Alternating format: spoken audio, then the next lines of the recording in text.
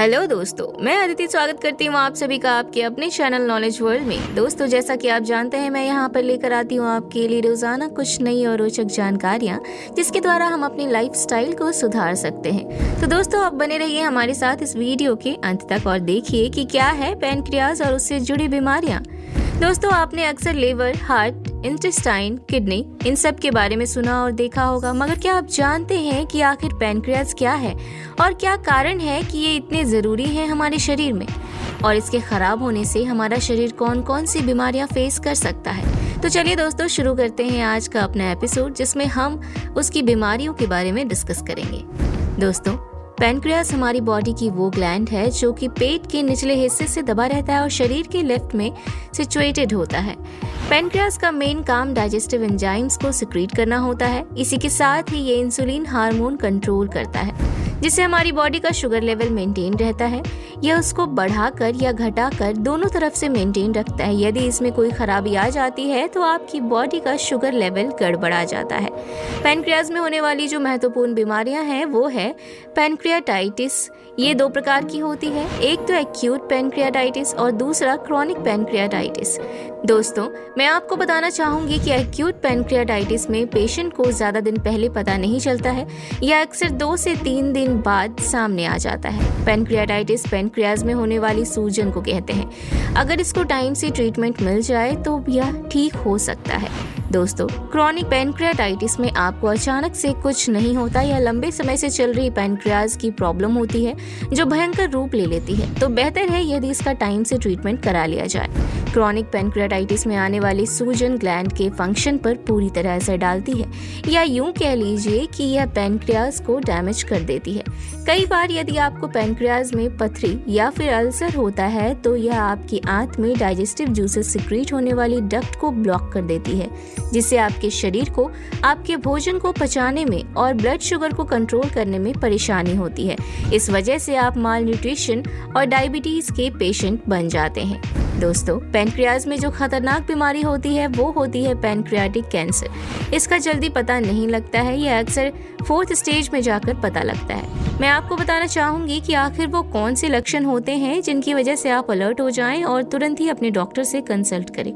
सबसे पहले, अगर आपका वजन अचानक से घट रहा है तो यह साधारण बात नहीं हो सकती है। इसका मतलब आपके शरीर में जरूर कोई बीमारी अपना घर बना रही है।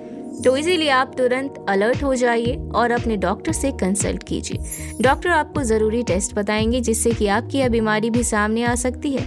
इसी के साथ आपकी भूख भी ख़त्म हो जाती है, आपको कुछ भी खाने का मन नहीं करता है। दोस्तों, यदि आपको बिना बात के हमेशा थकान लगती है तो ये भी एक ज़रूरी लक्षण हो जाता है पैनक्रियाटिक प्रॉब्लम का। इसी के साथ यदि पेट के ऊपरी भाग में असहनीय दर्द अक्सर रहता है तो आप इसे जरा भी हल्के में ना लें और तुरंत ही अपने डॉक्टर से कंसल्ट करें। हो ना हो, ये भी पैनक्रियाटिक इश्यूज हो सकते हैं।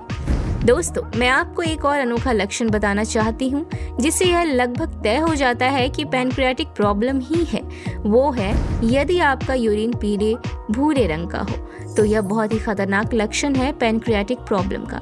इसी के साथ यदि आपको अक्सर भ्रम की स्थिति पैदा होती है या फिर चक्कर आ जाते हैं या फिर आपको लगता है कि आपका दिल तेजी से धड़क रहा है तो इसे हल्के में ना लें।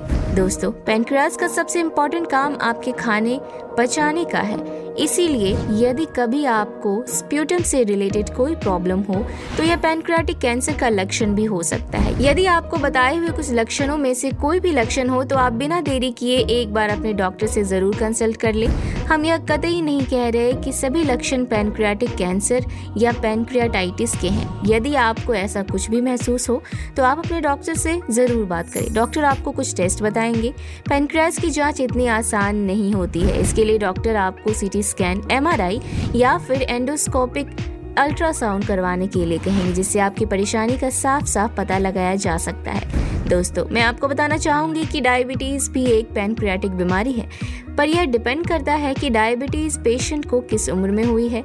एक्सपर्ट के मुताबिक यदि यह 50 से 55 के बाद हुई है तो यह पैनक्रियाटिक प्रॉब्लम कतई नहीं है, पर यदि यह काफ़ी कम उम्र में ही यानी 20 से 25 साल में हुई है तो यह पैनक्रियाटिक प्रॉब्लम है, क्योंकि यह पैनक्रियाज ही है जो कि आपका इंसुलिन लेवल कंट्रोल करता है। दोस्तों, पैनक्रियाटाइटिस के कुछ कारण मैं आपको बताना चाहूंगी जिससे कि आप अपने पैनक्रियाज की खुद देखभाल कर सकते हैं। जैसे कि जो लोग अल्कोहल का सेवन जरूरत से ज्यादा करते हैं उनके अंदर पैनक्रियाटाइटिस होने के चांसेस ज्यादा होते हैं।